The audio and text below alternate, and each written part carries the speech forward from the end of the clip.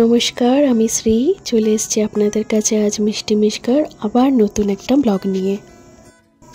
ভোর এখন 5:30 বাজে। সূর্য ওঠার আগে সারা আকাশে দেখুন কি সুন্দর একটা গোলাপি আভা ছড়িয়ে আছে, আর সেই আভা এসে পড়েছে গঙ্গার জলে। রাতের আলোগুলো এখনো টিমটিম করে জ্বলছে চারিদিকে। দিনের আলোটা যত উজ্জ্বল হবে, রাতের এই আলোগুলোকে নিভিয়ে দেওয়া হবে। গঙ্গায় যে ছোট ছোট ডিঙি নৌকোগুলো দেখছেন, সেইগুলো হলো আসলে মাঝিদের নৌকো। সারা রাত ধরে জাল ফেলে ওরা গঙ্গায় মাছ ধরে, তারপর সকাল হলে যে যার মতোর বাজারে গিয়ে বিক্রি করে। কি সুন্দর লাগছে দেখুন এই ভোরের গঙ্গাটা, একদম স্নিগ্ধ আর শান্ত, দেখলেই যেন মনটা ভালো হয়ে যায়। তবে শীতকালে খুব একটা ভালো সানরাইজ বা সানসেট দেখা যায় না। কুয়াশার মধ্যে দিয়ে কখন যে বেলা বেড়ে যায় বোঝাই যায় না। আবার গরমকালে সানরাইজ আর সানসেটটা দেখার মতো। আকাশের যে কত রকম রং দেখা যায় ভাবতেই পারবেন না, আর সেই রঙের ছটক এসে পড়ে গঙ্গার জলের ওপর। মনে হয় যেন আকাশটা একটা ক্যানভাসের মতো, আর কেউ যেন রং তুলে দিয়ে রোজ এই আকাশে নতুন নতুন ছবি এঁকে চলেছে। যত রাতেই শুই না কেন, এই অপরূপ দৃশ্য দেখার জন্যে রোজ ভোরবেলা আমার ঘুমটা ভেঙেই যায়, যেন বারান্দার বাইরে অপেক্ষা করে থাকে রোজ একটা করে নতুন সারপ্রাইজ।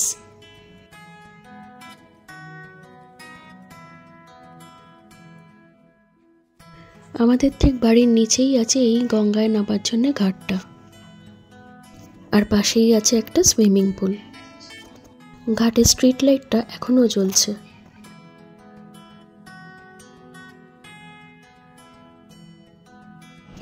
ভোর এখন 5:30 বাজে। ছেড়ে দিয়েছে প্রথম লঞ্চটা। গঙ্গার ওপারটা হলো ব্যারাকপুর, আর এই পাশটা হচ্ছে শ্রীরামপুর। এই শ্রীরামপুর থেকে ব্যারাকপুর যাতায়াত করার জন্য মাঝখানে আছে এই ফেরি সার্ভিসটা। ভোর 5:30 থেকে রাত 11:15 অবধি এই ফেরি সার্ভিসটি এখানে চলাচল করে। রেগুলার প্রচুর লোকের যাতায়াত এই ফেরিগুলো দিয়ে। আসুন এবার ভেতরে যাই। আমার গলাটা আজ 2-3 দিন ধরে একটু ধরে আছে, তাই বানিয়ে ফেললাম সকালবেলা এই গরম লিকারটা। এই ইলেকট্রিক কেটলটার মধ্যে খানিকটা জল, তুলসী পাতা আর আদা দিয়ে ফুটিয়ে নিয়েছি। এবার এই ফ্লাক্সটার মধ্যে 3 চামচ মতন মধু দিলাম, আর এই ফোটানো জলটা ফ্লাক্সের মধ্যে ঢেলে নিলাম। এই ফ্লাক্সটার মধ্যে অন্তত 7 থেকে 8 ঘন্টা জলটা বেশ গরম থাকে। আমার অ্যাপার্টমেন্টের মধ্যে এই ফ্লাক্সটা একজন দিদি মিশকাকে গিফট করেছিল ছোটবেলা। জিনিসটা দারুণ কাজের, আমি আজও ব্যবহার করি। সারাদিনে ঘুরতে ফিরতে একটু করে সিপ করে এই জলটা খেতে থাকলেই মোটামুটি গলাটা ছেড়ে যায়। বড় ছোট সবাই খেতে পারেন এটা। আমি মিশকাকেও দিই এটা তৈরি করে। একদম ন্যাচারাল আর খুব এফেক্টিভ এটা। এই যে মিশকার জন্য আর একটা আলাদা করে কাপে রেডি করে নিচ্ছি। স্কুল যাওয়ার আগে ভোর ভোর ওকে একটুখানি এটা খাইয়ে দেবো। আমাদের বড়দের চা খেতে দেখলে ওর খুব কিউরিসিটি হয় যে ওটা কেমন খেতে। এটা যখন ওকে দিই, ও ভাবে ওকেও বোধহয় একটু চা দেওয়া হয়েছে, খুব খুশি হয়ে খায় তখন। এই যে উঠে পড়েছে ঘুম থেকে, ব্রাশ করা হয়ে গেছে, গরম দুধ নিয়ে বসে পড়েছে। সেই আবার বিস্কিটটাকে খুলে 2 ভাগ করে তার মধ্যে থেকে ক্রিমটাকে চেটে খেয়ে নেবে আগে। মিশকাকে ঘুম থেকে তোলার জন্য খুব একটা ডাকাডাকি করতে হয় না। রাতে ডিনার আর ঘুমোবার সময়টা যদি ঠিক থাকে, তাহলে সকালে উঠতে ওর খুব একটা কষ্ট হয় না। স্পেশালি ছুটির দিন যখন আমি মনে করি একটু বেশিক্ষণ ঘুমাবো, ও সেদিনকে আরও তাড়াতাড়ি উঠে পড়ে আমাকে ডেকে ডেকে তুলে দেয়। আর ব্যাস, তারপরেই শুরু হয়ে গেল। টয়লেট যাব, খিদে পেয়েছে, খেলনাগুলো সব ছড়িয়ে ফেললো, আরও কত কী যে করে।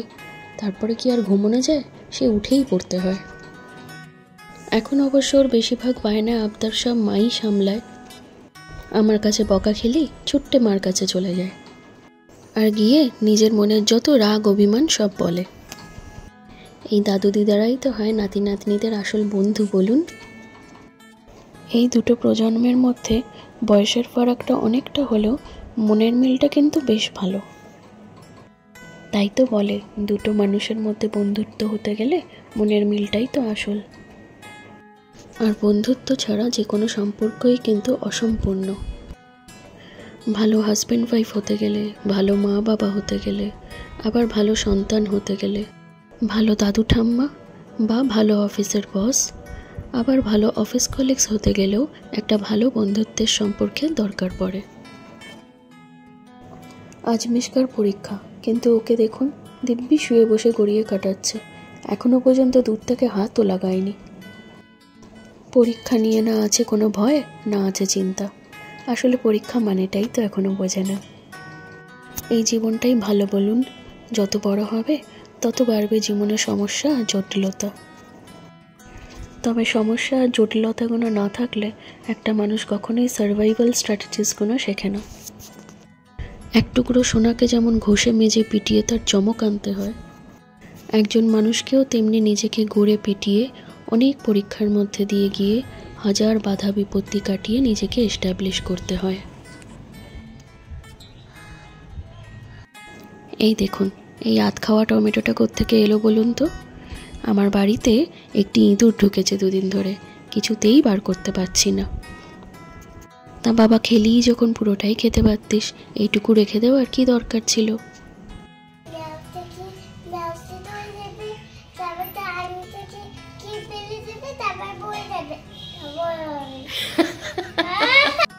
শুনলেন, এরম ইউনিক ইঁদুর মারার সলিউশন আপনি আর কোথাও পাবেন না। এটা একমাত্র মিশকাই দিতে পেরেছে। বাড়িতে ইঁদুর ঢুকলে একটা বেড়াল কিনে আনতে হবে, আর সেই বেড়ালটা ইঁদুরটাকে খেয়ে ফেলবে, ব্যাস সমস্যার সমাধান। নিরীহ প্রাণীটিকে আপনাকে আর আলাদা করে বিষ দিয়ে মারতে হবে না। এই হলো মিশকার আজকের লাঞ্চ বক্স, একটু চিজ স্যান্ডউইচ আর কয়েকটা কমলা লেবু।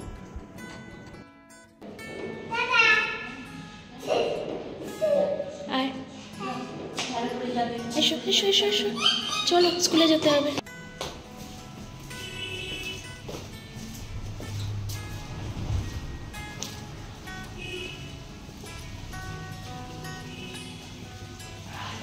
রেডি হয়ে বেরিয়ে পড়েছি আমরা। সকাল এখন 8টা। এখানে নিচে দাঁড়িয়ে ও টোটোর জন্য অপেক্ষা করছে। স্কুল পৌঁছতে এখান থেকে মোটামুটি 20 মিনিট মতো সময় লাগে, তাই রেগুলার যাতায়াত করার জন্য একটা টোটোর ব্যবস্থা করা আছে। টোটোটা আসতে একটু দেরি করছে, কিন্তু মিশকা কি আর বেশিক্ষণ চুপ করে এক জায়গায় দাঁড়িয়ে থাকতে পারে? পারলে ছুটেই স্কুলে চলে যায়। স্কুলে যেতেও অবশ্য খুব ভালোবাসে। আসলে স্কুলে তো অনেক বন্ধু পায়, বাড়িতে তো একা একাই কাটে।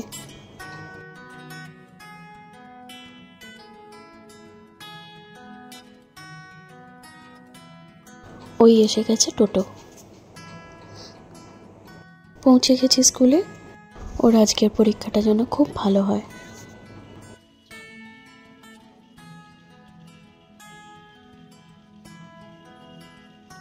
বাড়ি ফেরার পথে দুটো দুধের প্যাকেট কিনে নিয়ে যাচ্ছি। আসুন আপনাদেরকে ঘাটটা আজকে একটু নিচ থেকে দেখাই। এই ঘাটে রেগুলার প্রচুর মানুষের আসা যাওয়া। বহু মানুষ এখানে রেগুলার গঙ্গা স্নান করতে আসেন। একে আবার বোতলে গঙ্গার জল ভরে সেটা বাড়িতে নিয়ে যান। আবার অনেকে গঙ্গার ধারে বসে বেশ খানিকক্ষণ গল্পও করেন। স্কুল স্টুডেন্টসরা আড্ডা মারতে আসে। আবার বিকেলবেলা অনেক প্যারেন্টসরা বসে এখানে অপেক্ষাও করেন। পাশেই এখানে একটা বড় সুইমিং পুল আছে। অনেক বাচ্চারা এখানে গরমকালে সাঁতার শিখতে আসে। এখন শীতকাল বলে পুলটা বন্ধ। এখানে কত ঠাকুর রাখা আছে দেখছেন? এইসব ঠাকুরের ছবি বা ভাঙা মূর্তি মানুষ আর বাড়িতে রাখতে চান না, সেগুলি এখানে ওনারা ঘাটের পাশে বসিয়ে দিয়ে যান। কার্তিক ঠাকুর, সরস্বতী ঠাকুর, লক্ষ্মী ঠাকুর অনেকেই গঙ্গার জলে ভাসান দেয় না, তারা সবাই এখানে মূর্তিগুলোকে বসিয়ে রেখে দেয়। তবে আমার এতে বেশ আপত্তি আছে। যেই ঠাকুরকে এত ঘটা করে বাড়িতে পুজো করা হচ্ছে, সেই ঠাকুরকেই আবার এই ঘাটেতে দিনের পর দিন অবহেলাতে ফেলে রেখে দেওয়া হচ্ছে। কত মূর্তি পড়ে ভেঙে যায় জানেন? তার চেয়ে জলে দিয়ে দিলে সবাই মা গঙ্গার সাথে গিয়ে মিশে যাবেন। আবার এদিকে দেখুন, যেই জলে স্নান করা হচ্ছে বা পুজো করা হচ্ছে, তার ধারেই কত আবর্জনা ফেলা আছে। এটা একটা কুবের মন্দির তৈরি হবে। আর পাশে এই যে সুইমিং ক্লাবটা,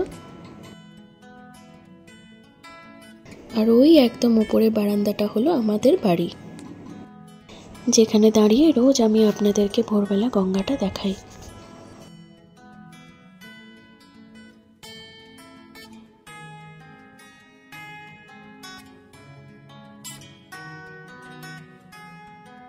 দুর্গা পুজো, কালী পুজো, গণেশ পুজো সব পুজোর ভাসান এই ঘাট থেকেই হয়। 2 দিন আগে এই ঘাটটাকে খুব সুন্দর করে সাজানো হয়েছিল ছট পুজোর জন্যে।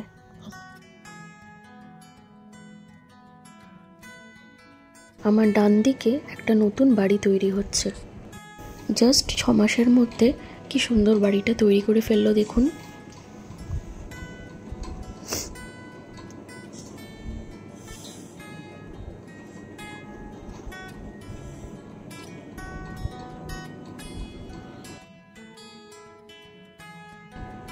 চলুন এবার বাড়ি যাই।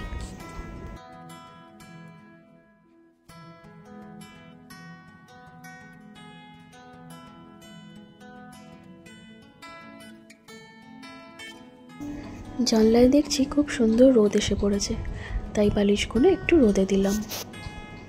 শীতকালে এই রোদটা যখন গায়ে এসে পড়ে কি সুন্দর লাগে বলুন। বিছানা বালিশগুলোও যদি বেশ একটু এরম গরম গরম হয়ে থাকে ভালোই লাগে।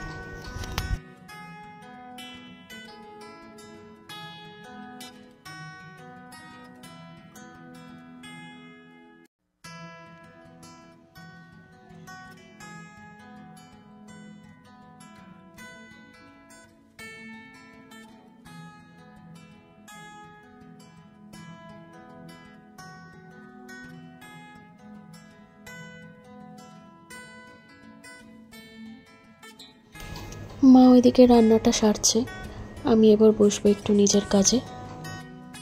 ওই দেখুন কি সুন্দর 3টে বড় বড় ভেসেলস যাচ্ছে। এই মালবাহী ভেসেলসগুলো নানা রকমের ব্যবসায়িক জিনিসপত্র বোঝাই করে ইন্ডিয়া বাংলাদেশ যাতায়াত করে। গঙ্গার ওপরে এরকম মাঝে মাঝেই নানা রকমের ভেসেলস, স্টিমার, হাউস বোট সব রকম দেখা যায়। দাঁড়ান একটু জুম করি, 2টো পতাকা লাগানো আছে, একটু দেখাই আপনাদেরকে। দেখুন একটা ইন্ডিয়ার পতাকা আর একটা বাংলাদেশের পতাকা, মাঝখানে আর একটা পতাকা আছে বটে, কিন্তু আমি ঠিক বুঝতে পারছি না ওটা কোন দেশের। গঙ্গার বুক জুড়ে কে জানে কত দূর থেকে আসছে এরা, আরও যাবে কত দূরে। এরাও যাক, আমিও যাই তাহলে। আজকের ব্লগটা এখানেই শেষ করলাম। দেখা হবে কাল আবার একটা নতুন ব্লগ নিয়ে। আজকের ভিডিওটা আপনাদের কেমন লাগলো কমেন্ট করে জানাবেন। ভালো লাগলে একটা লাইক শেয়ার করে আমার চ্যানেলটিকে সাবস্ক্রাইব করে দেবেন। সবাই ভালো থাকবেন, সুস্থ থাকবেন, সাবধানে থাকবেন আর দেখতে থাকুন মিষ্টি মিশকা।